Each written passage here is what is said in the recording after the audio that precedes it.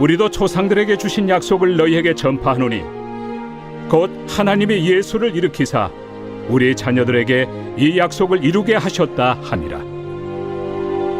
시편 2째 편에 기록한 바와 같이 너는 내 아들이라 오늘 너를 낳았다 하셨고, 또 하나님께서 죽은 자 가운데서 그를 일으키사 다시 썩음을 당하지 않게 하실 것을 가르쳐 이르시되, 내가 다윗의 거룩하고 미쁜 은사를 너희에게 주리라 하셨으며, 또 다른 시편에 일렀으되 주의 거룩한 자로 썩음을 당하지 않게 하시리라 하셨느니라. 다윗은 당시에 하나님의 뜻을 따라 섬기다가 잠들어 그 조상들과 함께 묻혀 썩음을 당하였으되, 하나님께서 살리신 이는 썩음을 당하지 아니하였나니, 그러므로 형제들아, 너희가 알 것은 이 사람을 힘입어 죄 사함을 너희에게 전하는 이것이며, 또 모세 율법으로 너희가 의롭다 하심을 얻지 못하던 모든 일에도 이 사람을 힘입어 믿는 자마다 의롭다 하심을 얻는 이것이라. 그런즉 너희는 선지자들을 통하여 말씀하신 것이 너희에게 미칠까 삼가라. 일렀으되 보라, 멸시하는 사람들아, 너희는 놀라고 멸망하라. 내가 너희 때를 당하여 한 일을 행할 것이니 사람이 너희에게 일러줄지라도 도무지 믿지 못할 일이라 하였느니라.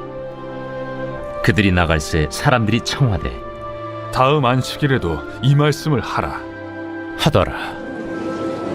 회당의 모임이 끝난 후에 유대인과 유대교에 입부한 경건한 사람들이 많이 바울과 바나바를 따르니 두 사도가 더불어 말하고 항상 하나님의 은혜 가운데 있으라 권하니라.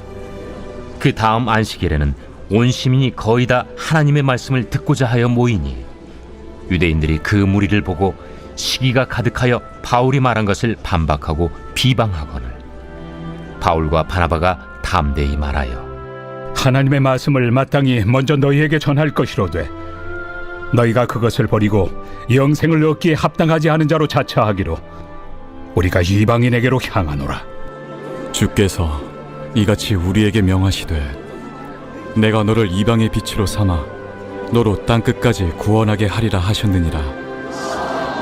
이방인들이 듣고 기뻐하여 하나님의 말씀을 찬송하며 영생을 주시기로 작정된 자는 다 믿더라.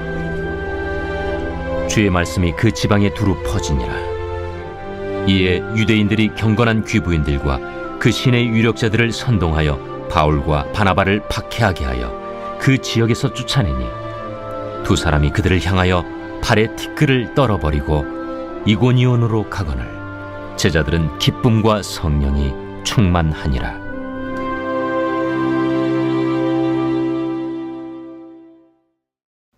할렐루야. 오늘도 살아계신 하나님의 말씀을 통하여 우리 가운데 역사하시고 말씀해 주실 주님을 기대하며 주님 앞에 나아갑니다.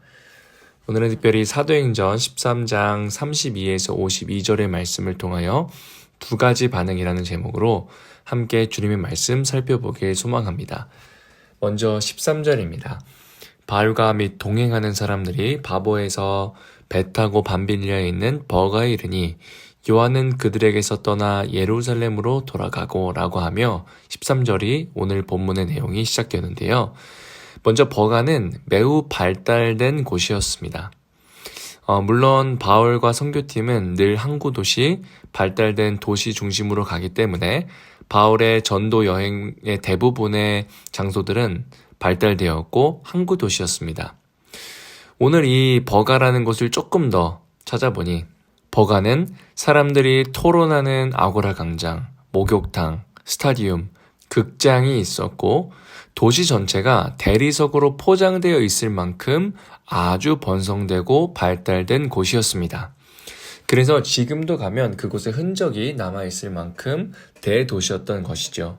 바울은 이것을 통하여서 이제 내륙으로 본격적으로 진입하여 전도 여행을 떠나려고 하는 것입니다. 그런데 여기 도착하자마자 한 가지 김이 빠지는 사건이 등장합니다. 바로 요한이라는 마가 요한이 갑자기 예루살렘으로 떠나간 것입니다. 성경은 오늘 이에 대해서 자세한 이야기를 이야기하지 않는데요. 질병에 걸렸거나 향수병에 걸렸거나 아니면 그냥 단지 사명감이 없어서 힘들어서 돌아갔을 수도 있을 겁니다. 마가가 예루살렘으로 돌아가고 라는 것을 보아 파송받은 안디옥이 아닌 예루살렘으로 갔다라는 것은 아마 고향이 그리웠던 것 같습니다. 이것으로 인하여서 훗날 바울은 2차 전도 여행을 떠날 때 마가를 절대 데리고 가지 않겠다 다짐하여서 바나바랑 다투기까지 하는 그런 요인이 되는데요. 그러나 결론적으로 요한은 시간이 더 지나고 나서 아주 훌륭한 일꾼이 되는 것을 보게 됩니다.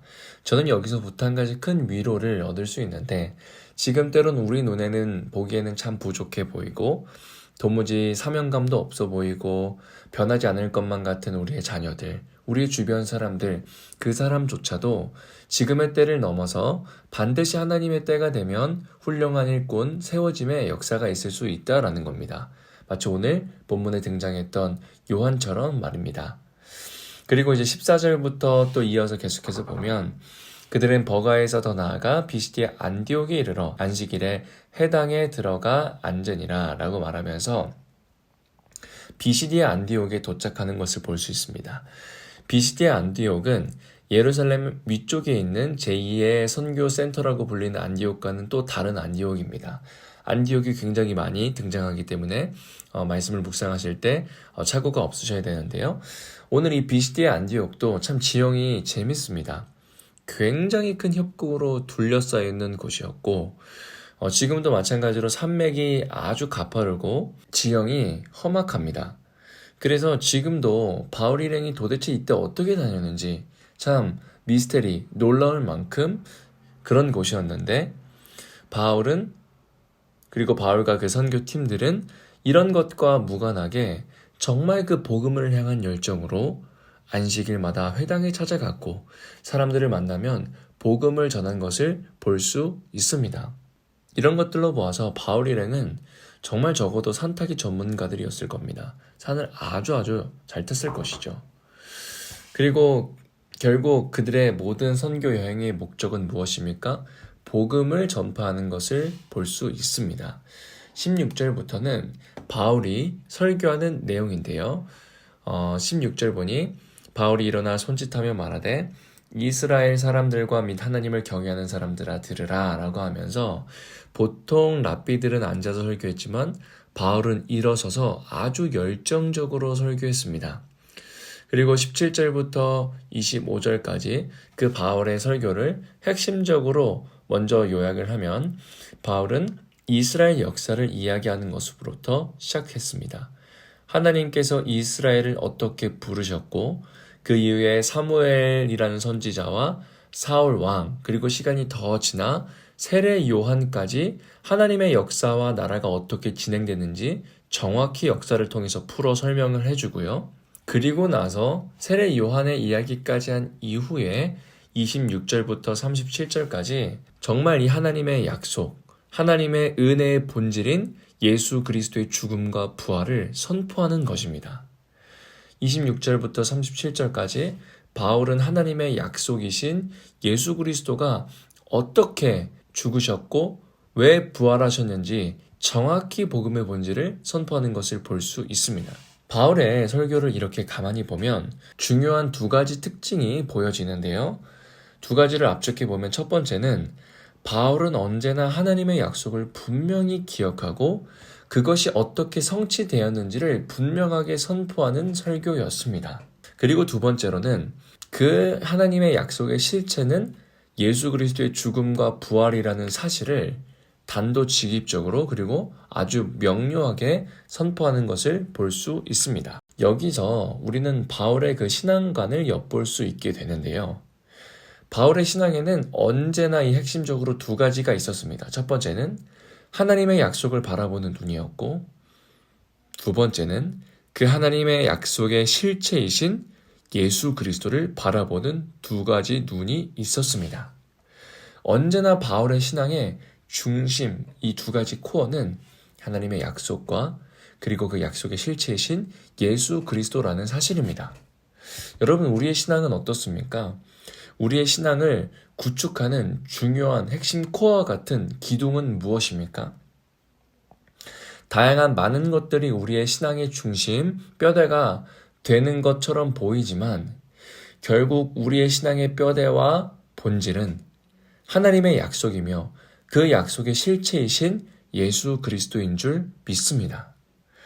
여러분, 우리가 오늘 이 신앙의 본질을 잃어버리고 놓치고 다른 것을 바라보고 있지는 않습니까?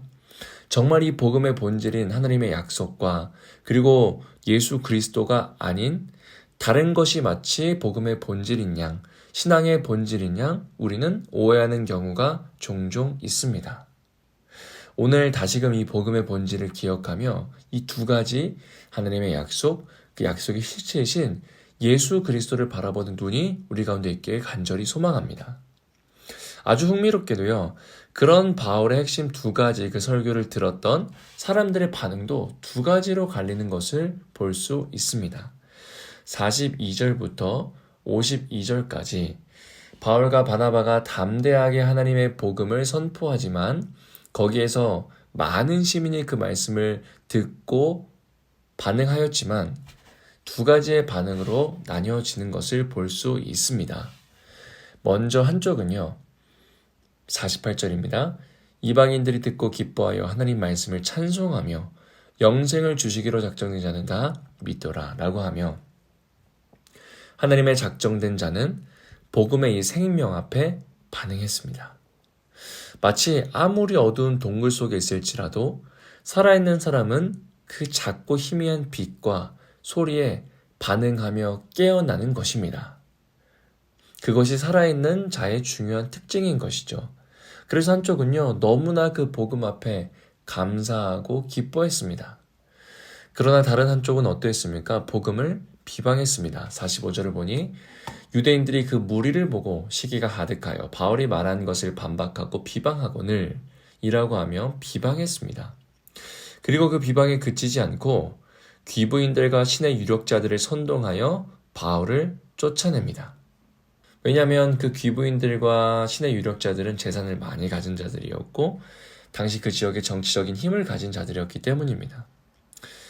여러분, 이 두 가지의 극명한 반응이 오늘 말씀을 통하여 보이십니까? 하나님의 말씀을 듣지만 들리지 않게 되는 것을 보게 됩니다. 한쪽은 비방합니다. 깨닫지 못합니다. 참으로 무서운 것입니다. 그러나 다른 한쪽은 그 생명의 복음 앞에 반응합니다. 감사합니다. 기뻐합니다. 찬송합니다. 여러분, 오늘 이 말씀을 통해서 함께 적용하길 원합니다. 우리는 살아계신 하나님의 말씀을 들었을 그때 어떠한 반응으로 어떻게 나아가고 계십니까? 우리는 정말 하나님의 그 살아계신 말씀 앞에 기뻐하고 감사하는 반응, 그리고 삶으로 살아내고자 하는 힘쓰는 반응이 있습니까? 아니면 하나님의 말씀을 듣고도 외면하며 비방하고 있지는 않습니까? 조금 더 우리가 직접적으로 적용하면 이번 주일 예배를 드리며 우리는 그 하나님 말씀을 어떻게 들었습니까? 가슴속에 새겨진 문장 혹은 단어가 있는지 우리는 언제나 되돌아봐야 됩니다. 오늘 이 큐티를 포함하여 언제나 주의 말씀을 듣고 깨닫는 은혜가 우리 가운데 있길 간절히 소망합니다. 예수님께서도 언제나 귀 있는 자는 들을지어다 라고 말씀하셨습니다. 그리하여 예수님께서는 몸소 사람의 소리 따라 살지 않고 세상의 소리 따라 살지 않고 하나님 아버지의 소리 따라 살았던 진정한 소명자 하셨습니다. 언제나 하나님의 말씀, 아버지의 말씀을 듣고 반응할 수 있는 부드러운 마음을 가지고 계셨습니다. 수많은 사람들은 예수님을 향하여 열광하고 그분을 높이려고 하고 그분을 메시아라고 외쳤지만 그 수많은 군중들의 소리를 쫓아 예수님은 살아간 것이 아니라 살아계신 하나님 아버지의 약속의 말씀, 그 하나님의 소리를 들으며 따라갔던 것을 볼 수 있습니다. 여러분, 오늘 그렇기에 우리는 정말 이 하나님 말씀을 듣고 깨달을 수 있는 듣는 귀와 부드러운 마음이 있길 간절히 기도해야 됩니다. 성경을 통해서 말씀하신 하나님, 상황을 통해서 말씀하신 하나님, 사람을 통하여 말씀하시는 그 하나님을 오늘 하루 만나길 간절히 소망합니다. 여러분, 정말 우리는 오늘 이 시점, 오늘 우리가 살아갈 이 모든 삶의 터전 속에서 누구의 소리, 어떤 소리를 듣고 살아가고 있습니까? 진정으로 여호와 하나님의 소리, 하나님의 살아계신 그 소리를 듣고 반응할 수 있는 우리 모두가 되길 간절히 소망합니다. 함께 기도하시겠습니다.